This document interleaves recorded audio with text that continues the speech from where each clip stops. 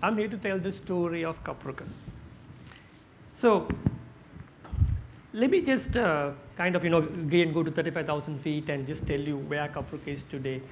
Up to today, I have never ever walked into a bank and borrowed a single cent. I'm from a very average family. I have 0 investors on Kapruka, and today we are making $1 billion rupees or 1,000 million rupees at Kapruka. So it's something I built from scratch within a span of 10 years. So here's the story. So I mean, it's a proven thing that an entrepreneur can make it from nothing. You have absolutely nothing and no investors, and still make it up to a level like this. So if I quickly go back and look at my childhood, I've always been a very geeky person. Okay, I couldn't speak English until I was about maybe 9 years old. Like my father used to offer me, he used to bribe me. No, if you pick up the phone and say, hello, who is speaking there, he would pay me 10 rupees. I was that shy to speak English. Then I met one of my best friends, or a Muslim friend, and he couldn't speak Sinhala, and he was he was a geeky guy like me. So just to talk to him, I managed to keep getting over my language barrier, because the language barrier is one of the biggest things in Sri Lanka most entrepreneurs have, and you feel really covered and shadowed by that language barrier. So well, I'm going to speak only half an hour, so I cannot tell the whole story. I'm going to kind of fast forward it. One of the maybe around the age of 9, I remember finished building a robot who could even fire missiles. Seriously, he could. What I did was I took a Haskura, connected to his hand, and then took a light bulb filament, connected to his hand, and fire it up. And I even wrote a manual for this guy, how to operate it. And every year at school, I really always wanted a pet project to be working on. So the one year it was the robot, next year it was an intercom system from my room to the kitchen. So various projects like that. I always needed that pet project. So after A-levels, my goal was to somehow study artificial intelligence, and then my parents managed to somehow fund me enough, get me enough money to get me to the US to do what I like to study. So once I'm there, I was out of money, and they could only fund me up to 1 semester of school there. So I had to do 4 jobs, working at the cafeteria in the morning, working in the library in the evening, delivering pizza at night, and then the next day morning again the librarian. So 4 jobs, and still managed to finish school in about 2.5 years. And then I got, even there, what I wanted to do, always while working and all that, I wanted a pet project. This was 12 years ago. So I started this thing called Sithiyama.com that time. There was no Google, there was no Google Maps, nothing. So it was, what I did was, I got a friend of mine in Sri Lanka to go to the survey department and get me a book of the map. So I laid the map out, and I scanned each page, and I put all the pages together as one big JPEG. It was probably the size of this screen here. And I made a Java applet that could, it's a 2D map. So if you search for Royal College, if you search for Ananda College, it will just show it there. I would enter all the locations manually into it, and I made it into an Java applet and put it on a website, and I called it Sithiyama.com. So that is the project that I showed at a university event, where Microsoft really was impressed by one guy having the patience to go through all this and make an app like this for no monetary reason, pick me up. So, but from the day 1 of employment, all I wanted to do was find a way to get back to Sri Lanka and just do my own thing, because even though it's Microsoft and 65,000 employees, I was just an employee number. It was not my thing. I wanted to do my own thing. So the dream was to build the Amazon of Sri Lanka. But this was 10 years ago. I had no market. Right? 10 years ago, Sri Lankans here were not really ready to buy things online. All that was, but I found a market. That was the Sri Lankans who lived outside the country. There were 2.2 million Sri Lankans at that time who lived out of Sri Lanka. That's more than the people in Colombo. And it's an invisible Colombo out of Colombo. There's 2.2 million Sri Lankans who live. They knew the brands. They had credit cards. They were ready, somewhat ready to do e-commerce. Okay, so I'm there. I have nobody here in Sri Lanka that's going to do a business with me. But now I want to do this website. Most of my partners in crime, they had dollars. They have migrated to other countries at that time, Australia, UK, etc. So I couldn't really find a reliable friend who will be a partner from Sri Lanka. But I found one guy. His name is Sugat. He was an ex-telecom engineer. So I called him up and said, look, I'm going to make a website, and if we get an order, will you be able to ship it out of Sri Lanka? Okay. He said, okay, let's give it a try. So I wanted a name that will give me a lot of freedom to do whatever I want, not to narrow me down.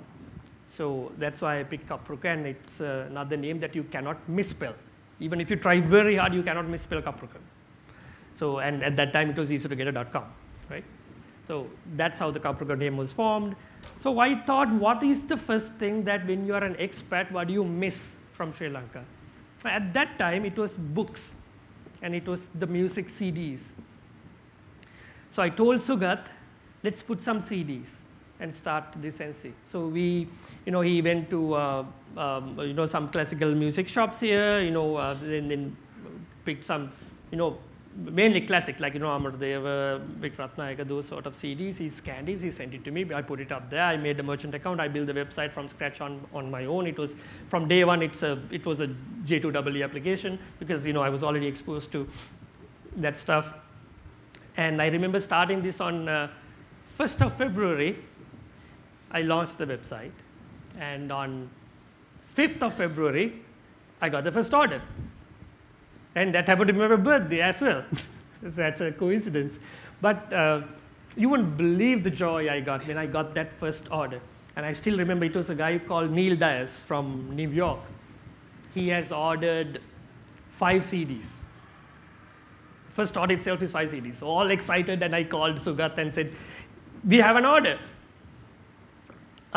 Here's the address. Box it and ship it. And then he's also excited. He got on it, and I called him back immediately, and I said, don't ship it. Don't ship it to Neil Dias. Ship it to me. I want to see how you package this. I want to see what it looks like, whether it will go to Neil Dias the way it should be. So he shipped it to me. So after about 10 days, this box arrives in my mailbox in the US, and it's in this cardboard thin shoebox kind of a box that he has put it in. And I can't believe it came in one piece without being cracked open. And I repackaged it. I printed a new invoice, put it in there, and I shipped it to Neil Dias. And I called Sugat and said, look, don't send it like this next time. You got to package it this way. So we were getting about an order a week. So at that time, I didn't know whether that was good or bad, or whether it's a good start or bad. So I said, okay, let's add more stuff. So I added, next thing, books. Gumperlia, Adoldu, all the, the classics that you miss when you are an expat. So we scanned about, I think about 100 books and put it into Kapruka. We were getting about maybe 2 orders a week now. Okay, it's still catching up very slowly. I haven't had any returns. I haven't had any chargebacks. The system's working. The payments are coming through. And up to now, I'm not talking with Sugat about how we are going to do this, the profit share thing. Is there a company or none of that? This is just kind of an, 2 guys thing. Then I thought, okay, let's do it the other way around as well. No, all these Sri Lankans who are outside Sri Lanka wants to send stuff also back to Sri Lanka. Like if I want to send some flowers for my mother's birthday, I would call 1-800-flowers.com, and they would want to charge $300 to send 12 roses to Sri Lanka, because they had to go through many vendors to send those 12 roses to Sri Lanka at that time. So I called again Sugat and said, let's put flowers into Kapruka. If I get a flower order, can you go to Dean's Road, get some flowers, and get it delivered? Because I want the price to be competitive. I said, yeah, let's do it. So we put some, generic stuff. It was easy to download, 12 red roses, 6 red roses. It's not copyrighted images. You just get generic stuff, put it on the website. Hey, now we are getting about 5 orders a week or 6 orders a week.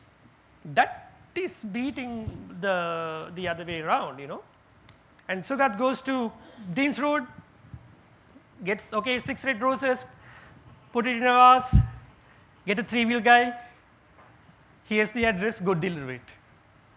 That was the fulfillment process at that time. And we didn't even know whether it got delivered or not. There is no, he could go home with the flowers. So it just worked. And, we kept doing it. And then I remember, Sugati, he's also from a, kind of a poor family. And then he had this rope in his house that is separated his Kapruka working area from the rest of his house and his little kid crawling into his area. So he had a table where he was packing all the, Neil Dyer's orders. And he had, few files. And he called it, I don't think we can do it anymore now from home. I need a small space. So he found us, probably 300 square feet, small annex, moved the stuff over there. And I'm going to kind of fast forward it, okay? So he calls and says, why don't we get a bike on our own? So we don't really have to rely on the 3-wheel. So we got our first bike, and then we got our first 3-wheeler. And then we thought, let's make the flowers on our own. So you know what we did? That first 3-wheel guy who was doing the flower deliveries, we converted him into a florist because he knew the flowers so well. Today he's the head of our Kapruka flower department, actually. I'll come to that later. I mean, we have a flower farm now in Nuril. It has grown that much.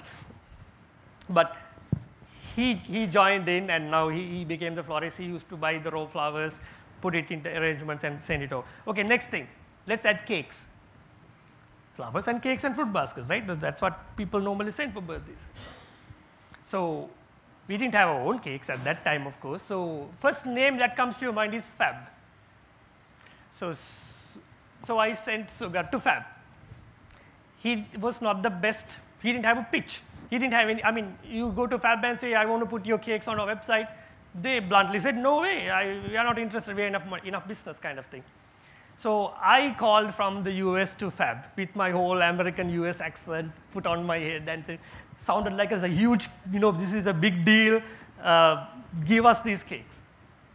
I think I got the wrong person that day, or he was in a bad mood, I got a no. It's almost like maybe Sugat made such a bad impression when I called, it didn't fix the problem, okay? So what, next thing?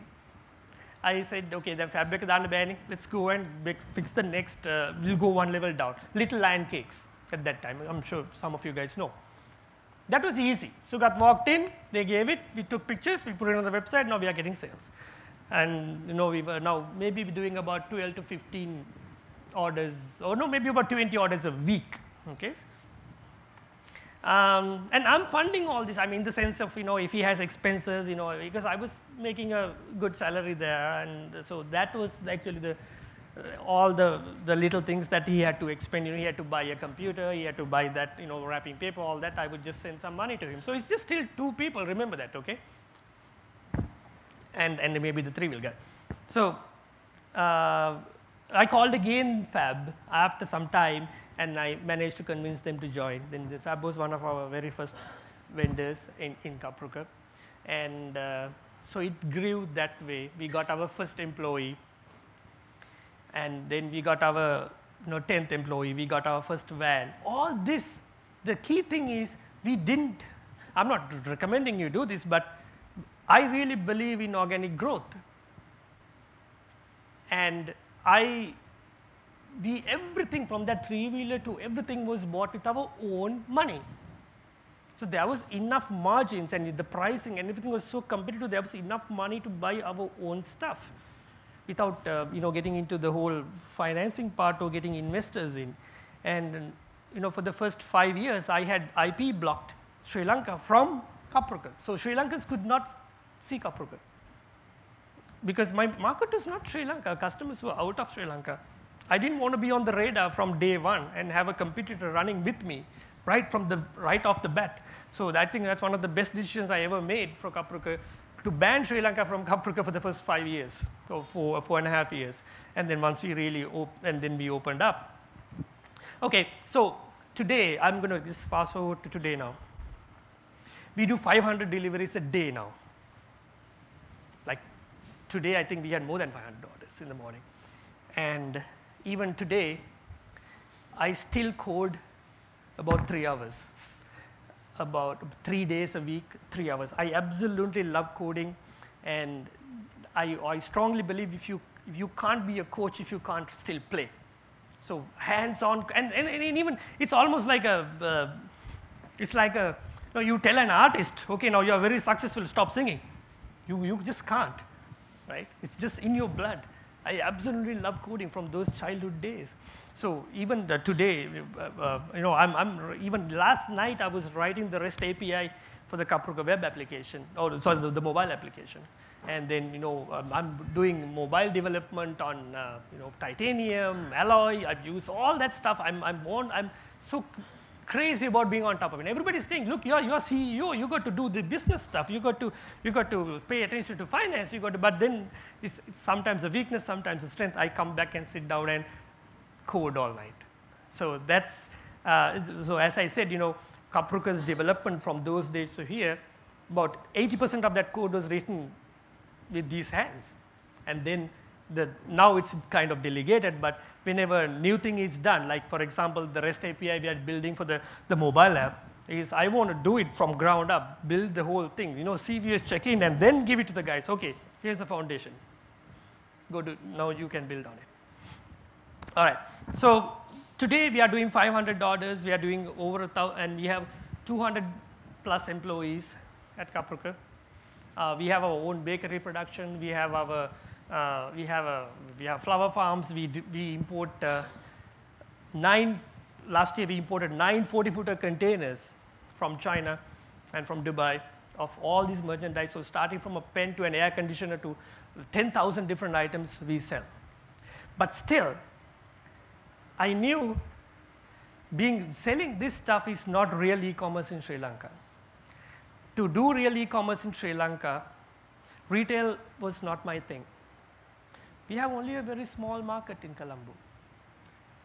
So me selling a product online, and we are not used to ordering something and staying at home, hoping that it's going to be delivered, just like in a foreign country, it will be left at the door. That we are not still used to that. So my solution to that was the Kapruka Global Shop concept that I brought in about 2 years ago. So there was two ways to sell something online in Sri Lanka. One is to give a thumping discount. 60% off Samsung Galaxy 4. You will then buy it online and take a day off and stay at home to get the thing, or go and pick it up. Discount is worth it, right? But then you cannot sustain that. Right? You cannot sustain it because you can't make money from it, and it's a continuous struggle. Next day, if you give 30%, people are not going to buy. You already spoiled them with the 40%. That's one of the reasons why Kapruka never joined the bandwagon of all the deal websites that came up. I knew I cannot sustain that. My next way of handling Sri Lankan e-commerce was to give a huge choice. Imagine 51 million items that you can pick from. Where did I come up with that number? Amazon. Amazon right now has 51 million items. I'm talking about different items. I'm not talking about a red ball and a green ball. I'm talking about a red ball and a brown brick. So different items. 51 million just on Amazon. Imagine eBay. Imagine Marks and Spencer's. Imagine Target. Imagine Walmart. Imagine VictoriaSecret.com. All these websites, they are there, have a huge choice. What if I give that choice to Sri Lankans? Why don't you order a MacBook Pro from Amazon? No, forget the MacBook Pro. Why don't you order an HP $800 laptop from Amazon today? Why? Because you don't know the duty. You don't know what will happen when it comes to Sri Lanka, whether the customs are going to give you a hard time. And most likely Amazon will not even ship it to Sri Lanka, because Sri Lanka it's not on their big agenda. So we built an import simulator. When you put in a product in there, we calculate the duty, we calculate the shipping, we do all that, and we give you a final guaranteed price, and we stick by that price. So when you buy through this system, we bring it down for you. So that's the Kapruka's future, where I feel that, no, I have no inventory. You come into the Kapruka global shop on global, Gold Road, it's an empty place like this. Just chairs labeled Amazon, chairs labeled Walmart. You sit on an Amazon chair, we let you order anything from Amazon on our account, and we bring it down for you. And you don't even have to pay the whole price. So I'm selling 51 million items without having a single thing in my inventory. I mean, so people come and tell me, so you are selling Nexus 5, at least 5 a week, you are guaranteed. Why don't you bring and stock it? Why do you have to keep ordering one by one? Then you immediately become again another retailer. So our model is this price simulator. So we have 3 patents pending for this, and we believe that it has not been done anywhere in the world. I call it a cross-country e-commerce price simulator. If you go to Amazon today, and if you are in Maldives, you will not even see Maldives in the list in the Amazon. So if I go and open, this Kapruka goes to Maldives and open the global shop, you become the Amazon of Maldives overnight. Right? See the power of that. And then, so what I'm trying to put into you guys is these ideas, how powerful they are. To build this whole import simulator, did I need any money? It's just the idea, nothing. I didn't even borrow, I borrowed money from Kapruka to open up the showroom and all that, but you don't really need to do that. We have a price checker online. You submit your links and we send you a reply back with a buy link. Hey, you wanted these, imagine, I have guys ordering, one guy ordered a Jeep Grand Cherokee engine from us, previous day. Because we have this, the other option of, we have 2 warehouses in the US that consolidate items. So when you are ordering, let's say one item, let's say you're ordering a phone, next to your phone there will be somebody else's teddyware, there will be somebody else's book. So all this gets consolidated and you get a rate of $3 per pound all the way from New York to Sri Lanka. You can't even take a 3-wheeler from here to Nugegoda for $3. Right?